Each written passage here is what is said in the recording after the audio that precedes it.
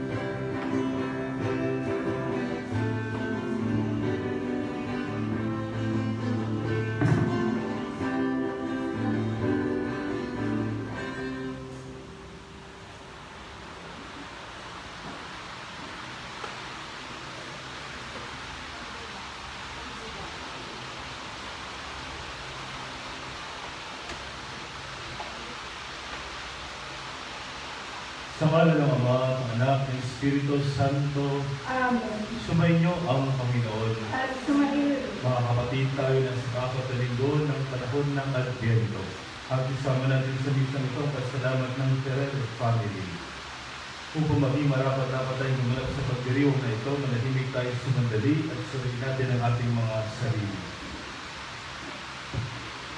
Inaamin ko sa makapangyarihan ng Diyos at sa inyong mga kapatid, na lubha akong nagkasala sa isip, sa salita at sa gawa, at sa ating pagkukulang.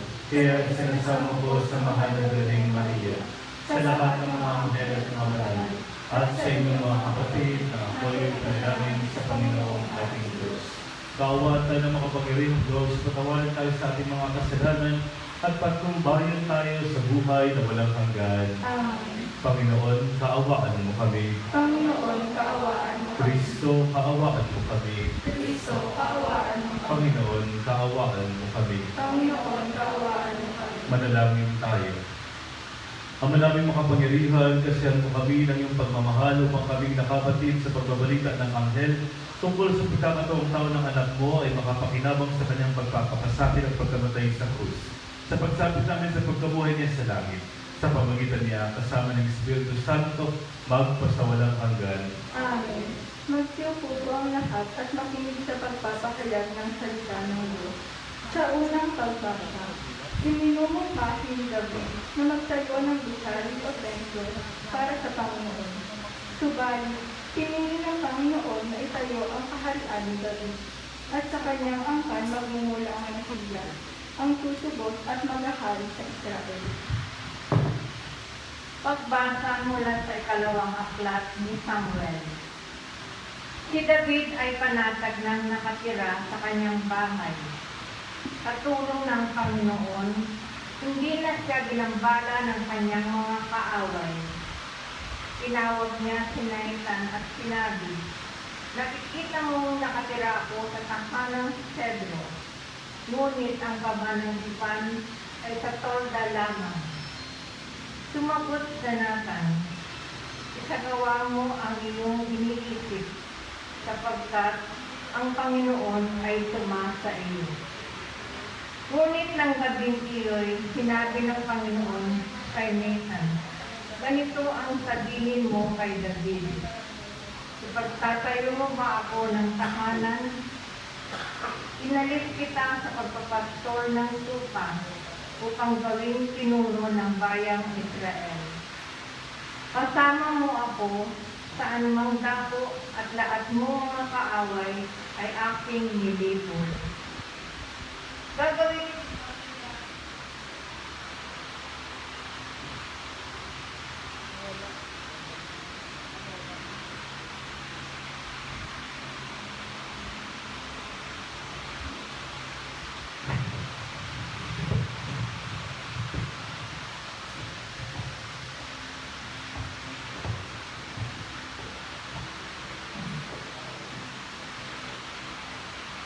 Isagawa mo ang iyong iniisip sapagkat ang Panginoon ay sumasa iyo.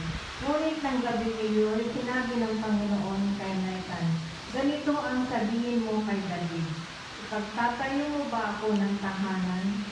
Inalis kita sa pagpapagtol ng lupa upang gawing pinuno ng bayang Israel. Kasama mo ako sa anumang dako at lahat mong mga kaaway ay aking lilipol. Gagawin kong dakila ang iyong pangalan tulad ng mga dakilang tao sa daigdig. Bibigyan ko ang Israel ng kanyang lupa at doon ko patitirahin. Wala nang gagambala sa kanila doon. Wala nang aalitin sa kanila tulad noong una. Buhat na maglagay ako ng hukom nila. Magiging payapa ka sapagkat wala nang gagambala sa iyo.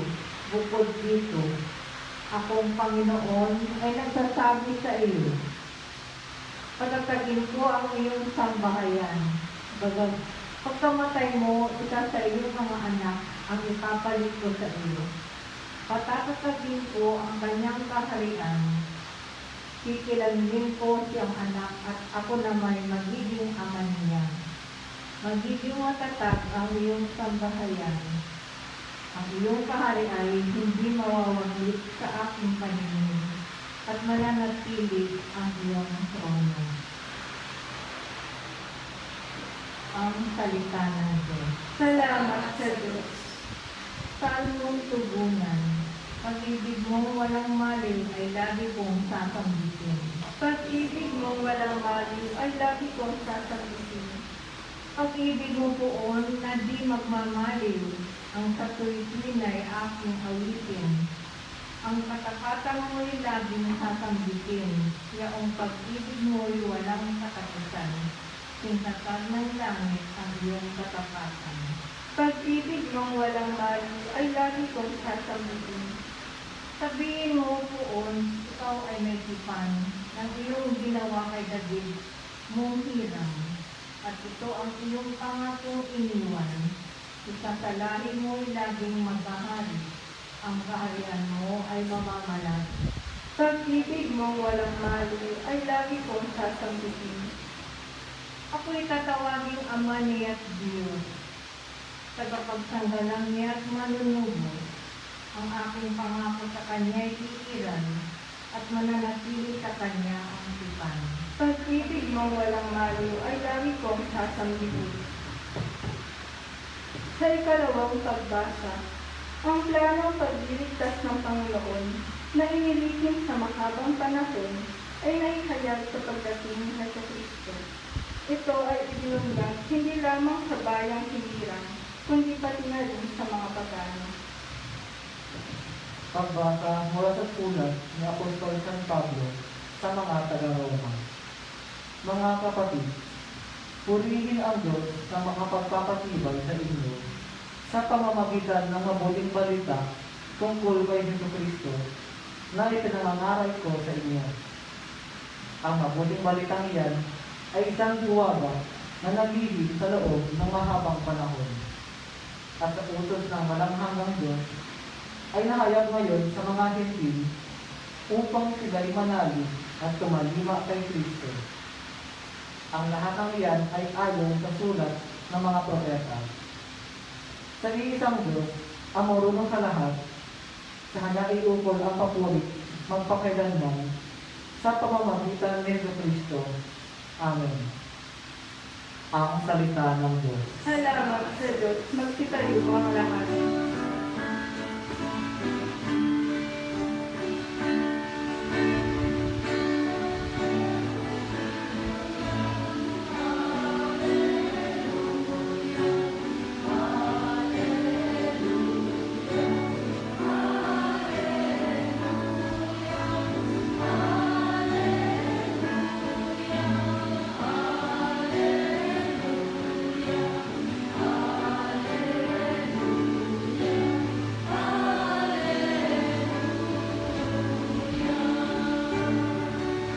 Narito ang lingkod ng Diyos, maganap nawa ng lubos ang salita mong paloob.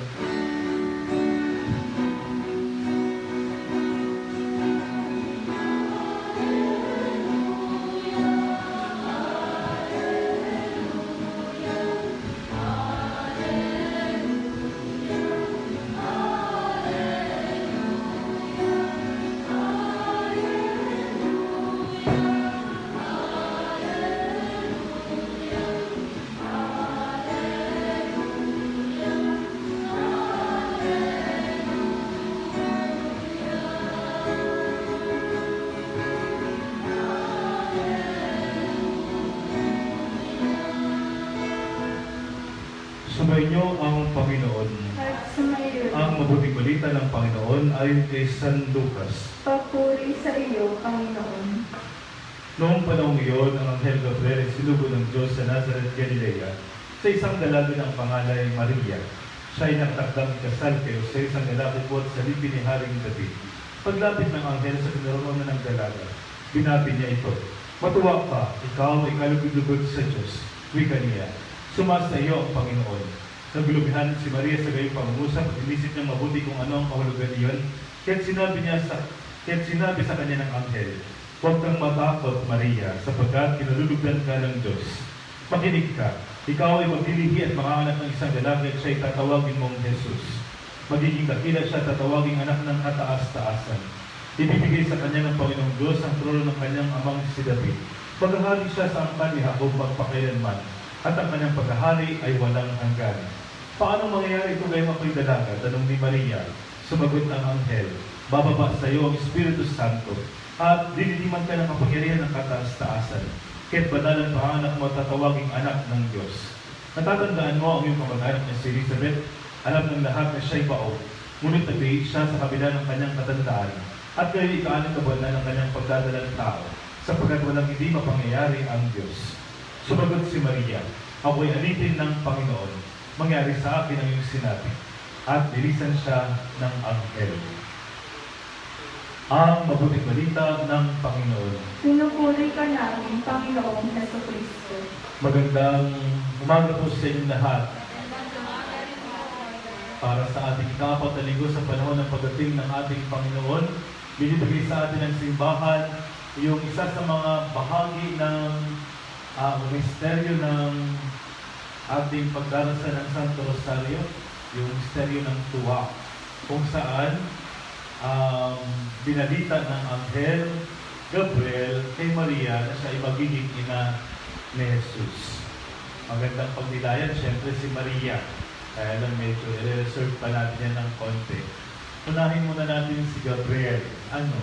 Kasi madalas siguro medyo nakakaligtaan si Gabriel sa ating pagninilay. Si Gabriel din yung nagbalita kay Zacarias na magiging tatay na siya, na si Elizabeth ay mabubuntis. Siya rin yung nakipag-usap sa kanya sa templo. At alam naman natin na ang anghel ay lingkod ng Diyos, hindi ba? Sila ang tagapag, sa English, sabi nga natin ay mouthpiece ng Diyos. O ano ang gustong ipabalita ng Diyos, ito ay sa pamagitan ng kanyang mga anghel. Yun nga, si Gabriel, itong nagbalita kay Maria, may pangalan. Ang pangalan niya ay Gabriel. Na parang doon sinasabi ng pangalan ni Gabriel na walang imposible sa Diyos. Bakit walang imposible? Sapagkat una, katulad ng aking sabi, si Elizabeth ay matanda at baog.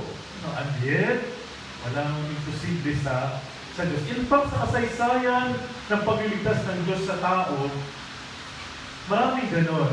Maraming matanda na, maraming baog na nabuntis pa rin. Pero ito, first time yata ito, isang dalaga at batang-bata pa na si Maria at magiging ina ni Jesus. Kaya nga, uli, ang nakita natin na walang imposible sa Diyos. Kaya nga, siguro, sa umpisa, sabi pa ni Gabriel, matuwa ka. Bakit matutuwa? Kasi mayroong mabuting balita. May magandang balitang bitbit si Gabriel para hindi lamang kay Maria, kundi para sa buong sangkatauhan. Isang maganda, totoo, at mabuting balita. Hindi katulad ng maraming balita ngayon. Daming fake news. Di ba? Sa ibang tawag dyan, hindi fake news. Chismis. Huwag tayong patitinag sa ganun. Alam nating mali, alam nating hindi totoo, Ayun talagang gumagawa ng ganyan. Yung iba, negosyo nila yan. Yung iba, dyan sila sumisikat. Pero matatapos din lahat yan. Sapagkat ang katotohanan, hindi mo kailangan ipagtanggol yan. Kaya niyang ipagtanggol ang kanyang sarili. Mananaig palagi yan. Kahit na magtambli-tambling pa ang kasinungalingan, takpan niya ng mababango at magagandang salita ang mga bagay-bagay. Pag sinungaling, sinungaling. Matatapos yan. Pero ang totoo, maninindigan. Hindi niyo kailangan ipaglaban yan. Mayroong sariling kakayahan ng katotohanan na ilabas na ang kanyang sarili. At syempre, ang katotohanan na ito ay siya magpapalaya ng bawat isa. At yung katotohanan na iyan ay nagdudulot ng tunay na kasayahan at kaligayahan. Yung fake news, yung pambobola, pwede rin, maging masaya tayo, pero panandalian lamang, di ba? Pero nilipas din yun. Hindi yun magtatagal. Kasi nga, fake. Di ba? Pag fake, hindi ang tatagal. Di ba? Matatapos, we try. Di ba? Ako lang ba ang may gamit na fake? O nasira din. Di ba? Ang hirap pa kapag minsan pag fake, makakasira yun sa katawan pag ginamit natin, di ba? Kaya kaiingat tayo sa mga fake. Minsan naglalakad sila. Yung mga fake niyan. Minsan pa nga nagsisimba. O naglilisa. May fake parin ba? Mayroon di ba? Well na kung dati nung nasa seminaryo ako, na TV Patrol, naglilisa kung saan-saan, hindi naman pala pari. Nakakalungkot yung gano'n. Pero siyempre, mayroong hangganan ang mga bagay-bagay na hindi totoo. At sana, pangalawang pang balita o news ay hindi lamang naman yung peke. Yung minsan yung hindi magandang balita. Diba? Meron minsan gano'n, di ba? Diba, ayaw mong marinig muna. Halimbawa, pag ang masamang balita ay nangyari paggabi. Kapag hindi mo naman, hindi naman between life and death, huwag niyo muna i-forward. Kasi yung makakareceive nun, baka hindi makatulog. Kaya yung iba, pinapatay nila ang cellphone nila bandang alas 9 ng gabi para matulog na siya. Para makapagpahinga. Kung mayroong marireceive siyang message, bukas na lamang. Medyo nakapagpahinga na siya. Pag hindi maganda, at least malakas siya. Kasi kapag hindi magandang balita at natanggap mo ng gabi, bibit-bili mo yun hanggang panaginip, di ba? Ewan mo lang kung makatulog ka pa. Baka mamaya lalo kang ma-stress. Baka mamaya tumaas ang presyon mo. Di ba nakakalungkot yung gano'n? Kaya kung hindi lang, kung may ipagpabukas na yung hindi magandang balita. Pero ito, balitang bit-bit ni Gabriel ay magandang balita. Niniwala ako, araw-araw naman may mabuting balita ang Diyos sa atin. Ang kailangan natin talaga, makinig ng mabuti. At yung balitang iyon, sabi ni Gabriel kay Maria, huwag kang matakot. Kasi pag minsan, may balita ang Diyos, nakakabahan din talaga tayo. At minsan ayaw natin. Noong isang araw na nagdarasal ako, pinag-isipan ko kung kapasok ko seminaryo. At yung aking pakipag-usap sa Diyos, ay ganun na lamang. Medyo man ako hesitant pumasok sa seminaryo. Parang ayaw ko kasi. Kasi naman, parang wala namang gusto talaga pumasok ako. Baka ako lang ang may gusto. Kaya, medyo 50-50 ang aking decision. Pero, ibang pakiramdam na, o kaya naman parang sa iyong imahinasyon ay sinasabi ng Diyos na ituloy mo, yung ganung bagay. Meron namang naniniwala, pero mangilan-ilan lang yun. Ang nanay ko nga, ayaw na ayaw niya.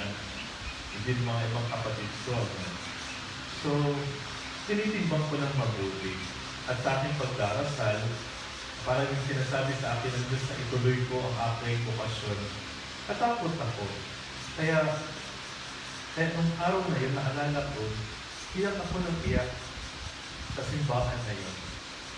Iyak ako ng iyak sapagkat hindi ko alam kung makakayanan ko yung pagpasok at pagkatapos pumasok at lalabas na o kaya kung naging pare, baka hindi ko kaya. Sa awa ng Diyos, 6 na taon na akong pare ngayon. Sana tumagal pa ako, kaya sana habang buhay na maging pare. Pagdasal niyo ako ang Yes, Father. salamat naman po. Kasi yun naman talaga ang gusto ko din. Pero siyempre, alam niyo naman, maraming tukso, maraming buwan, pero pag matibay ang dasal, di ba? Kung hindi lang ako ang nagdarasal, kung ako lang siguro, bibigay din ako, di ba? Kung maraming nagdarasal, mas matibay yun. Tulungan niyo sana akong magdasal. Ano lang gusto kong sabihin? Pag minsan, may sasabihin sa iyo ang Diyos, hindi matatakot ka. At kaya nga si Gabriel, sinabi niya kay Maria, huwag kang matakot. Sapagkat maganda, yung mangyayari sa iyo, sabi niya kay Maria. Although, kakabahan tayo, pero ituloy lang natin, sapagkat alam natin kung ano ang makabubuti para sa atin. Alam ng Diyos kung saan tayo tunay at magiging maligaya. Tanggapin natin iyon. Baka may balita ang Diyos sa atin ngayon, hindi pakinggan muna natin. At sana, katulad ng tugon ni Maria, sabihin natin, mangyari nawa sa akin ang kalooban ng Diyos. Kapag ganoon, nagiging tunay na masaya at maligaya ang ating Pasko. Amen. Sumasampalataya ako sa Diyos na mga makapangyarihan sa lahat, na may gawa ng langit at lupa. Sumasampalataya ako kay Jesucristo, iisang anak ng Diyos, Panginoon nating lahat. Nagkatawang tao siya lang ng Espiritu Santo. Pinanganak ng Santa Maria Magdalena, pinagpakasakit ni Poncio Pilato, ipinako sa krus na matay inibig, nanalo sa karoon ng mga imaw, nang may 3 araw na buhay ng mabuli, umakyat sa langit, nalaklong sa kanan ng Diyos na mga makapangyarihan sa lahat. Doon nagmumula, parito at hukom sa mabubuhay ng matay ng tao. Sumasampalataya naman ako sa Diyos Espiritu Santo, sa banal na simbahang Katoliko, sa kasamahan ng mga banal, sa kapatawaran ng mga kasalanan, sa pagkabuhay ng mabuli ng mamatay na tao, at sa buhay na walang hanggan. Amen. Manalangin tayo sa Ama upang tulad ni Maria maging bukas at handa ang ating mga puso at isipan sa mga nais at kalooban niya sa ating pamumuhay. Sa bawat panalangin ng ating itutugon, Panginoon, dinggin mo kami. Panginoon, dinggin mo kami. Katulad ng Birheng Maria, maging bukas nawa sa pagdaloy ng banal na Espiritu ang Santo Papa, mga obispo, mga pari at diakono, upang magampanan nila ang kanilang tungkulin na ayon sa kagustuhan ng Diyos. Manalangin tayo. Panginoon, dinggin mo kami. Katulad ng Birheng Maria, maging sensitibo nawa ang mga namumuno sa pamahalaan sa paggalaw ng banal na Espiritu upang magabayan sila sa bawat desisyon nila sa buhay at sa kanilang mga hangal at pagkilos. Manalangin tayo. Panginoon, dinggin mo kami. Katulad ni Maria, matuto nawa tayong kumalina, tumulong at magmalasakit sa mga dukha, mga nag-iisa at napababayaan sa ating pamayanan. Manalangin tayo. Panginoon, dinggin mo kami. Katulad ni Maria, maging matatag nawa ang loob ng mga kapatid natin frontliner at iba pang nangangalaga sa mga may karamdaman. Gabayan at patatagin nawa sila ng Espiritu sa mga pagsubok na kanilang kaharap. Manalangin tayo. Panginoon, dinggin mo kami. Katulad ni Maria, patuloyin nawa ng Panginoon ang mga kapatid nating dumao sa kanyang tahanan sa langit. Manalangin tayo. Panginoon, dinggin mo kami. Sa katahimikan na dulog natin sa Diyos ang ating mga personal na panalangin.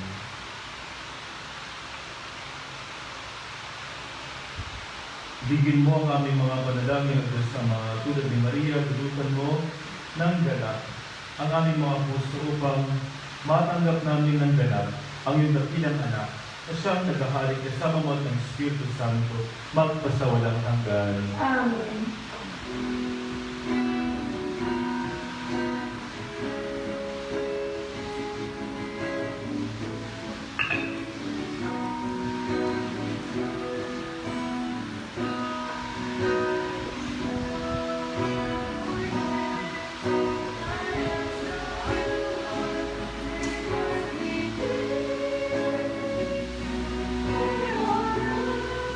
Magsiyo po ang lahat.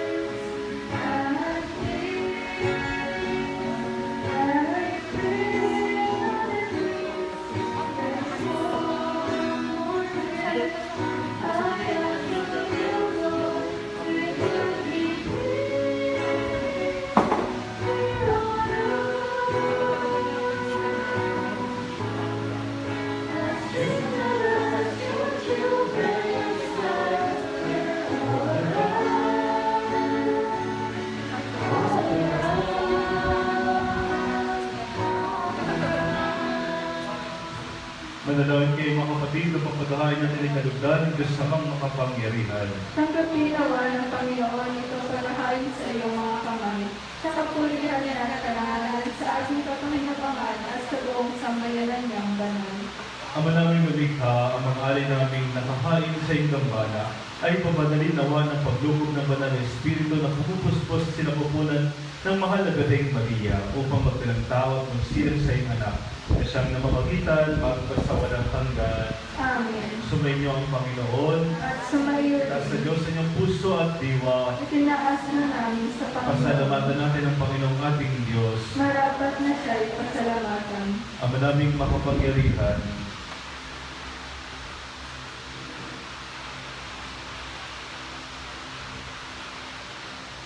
tunay lang marapat na ikaw ay aming pasalamatan sa pamagitan ng Kristo na aming Panginoon. Ang pag-isug mo sa Kanya ay pinahayag ng lahat ng mga propeta. Ang pagsilang niya ay pinanaligan ng mahal na Birheng ng tunay sa kapangyarihan ng Espiritong Banal. Ang pagdating niya ay nilahat ni San Juan Bautista sa kanyang pagbibinyag. Ngayong pinaghahandaan namin ng maligayang mahal ng kanyang pagsilang, kami nananabig at nananalangin lubos na makaharap sa kanyang kadakilaan. Kaya may isa ng mga anghel nagsisawat ng papuri sa iyo, nang walang umpay sa kalangitan, kami nagbubunyi sa iyong kadakilaan.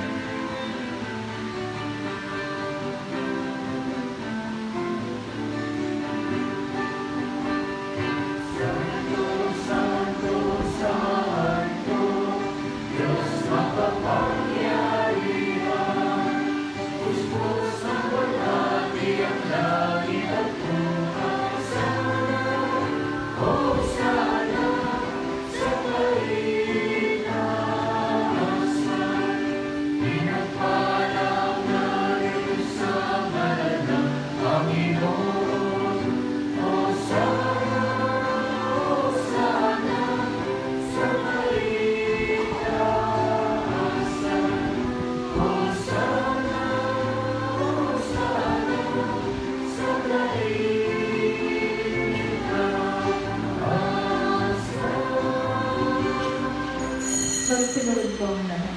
Ama naming banal, ikaw ang bukal ng tanang kabanalan. Kahit sa pamagitan ng Espiritu, may banal ng mga kalawin na ito, upang para sa aming maging katawan at dugo ng aming Panginoong Heso Kristo. Bago niya pinagtiis ang pusang loob na maging handog, ginawa kanya ang tinapay. Pinasalamatan kanya. Pinaghati-hati niya yun. Inabot sa kanyang malagad at sinabi, "Tanggapin niyo lahat ito at kanin. Ito ang aking katawan na ihahandog para sa inyo."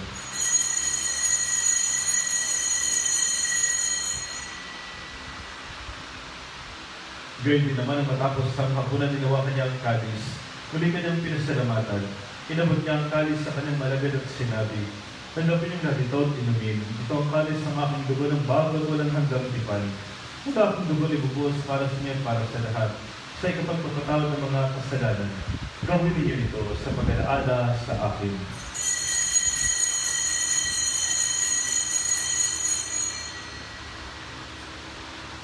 Nagsitayo po. Ipagbuti natin ang misteryo ng pananampalataya.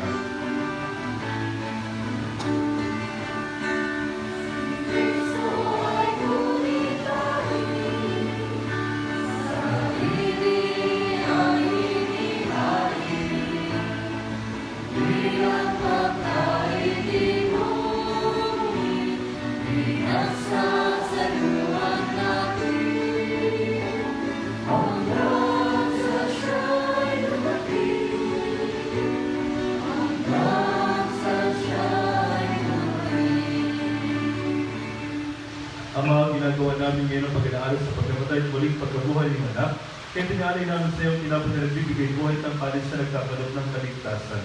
Kami nagpapasalamat dahil kami minarapat na tumayo sa harap mo para maglingkod sa iyo.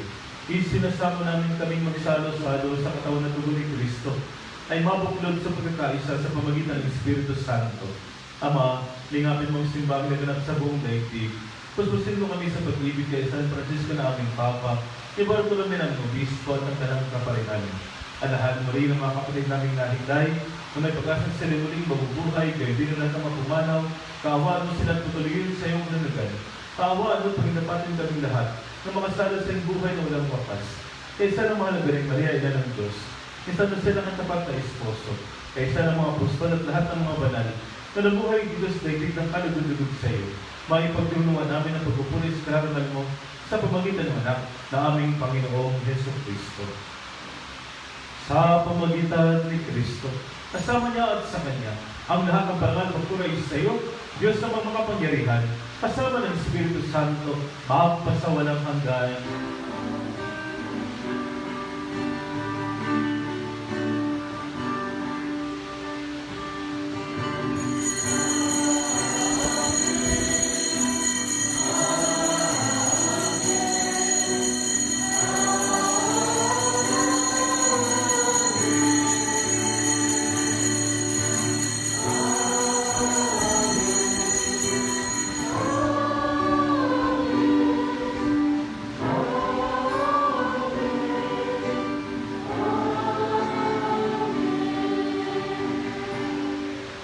Bilang magkakapatid, gusto natin na sa langit, tumawag tayo sa Kanya.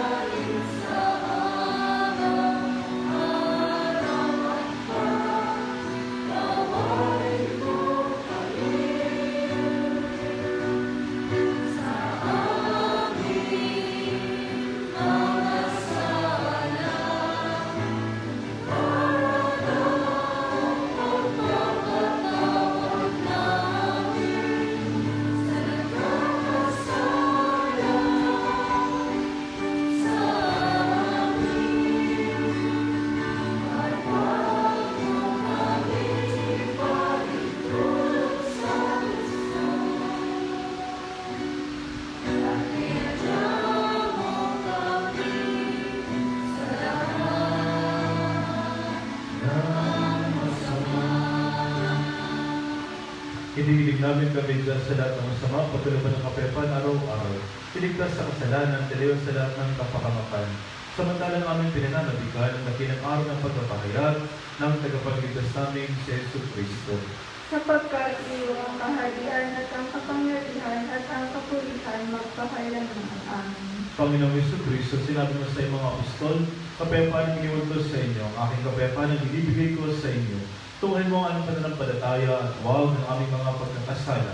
Pagkalooban mo kami ng kapayapaan at pagkakaisa ayon sa iyong kalooban kasama ng Espiritu Santo, magpasawalang hanggan. Amen. Ang kapayapaan ng Panginoon ay laging sumainyo. At sumayo. Magbigayan kayo ng kapayapaan sa isa't isa.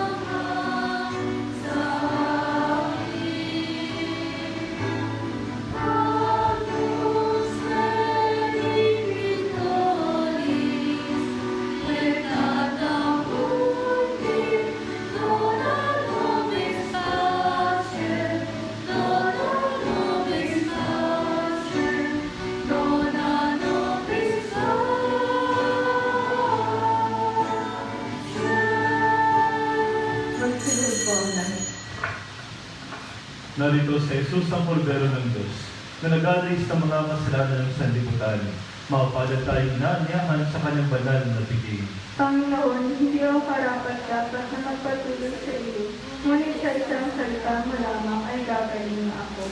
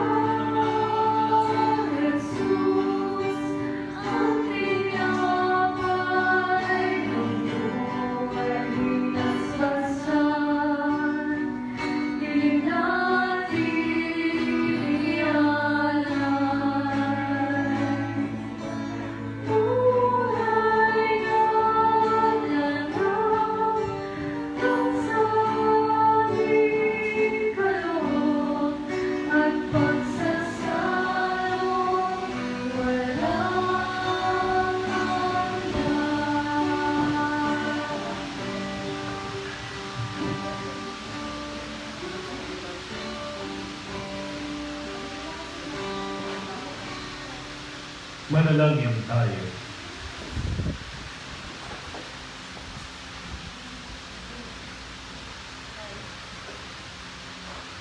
Ama naming mapagmahal, amin ang pinagsaluhan ng piling na nagbibigay buhay.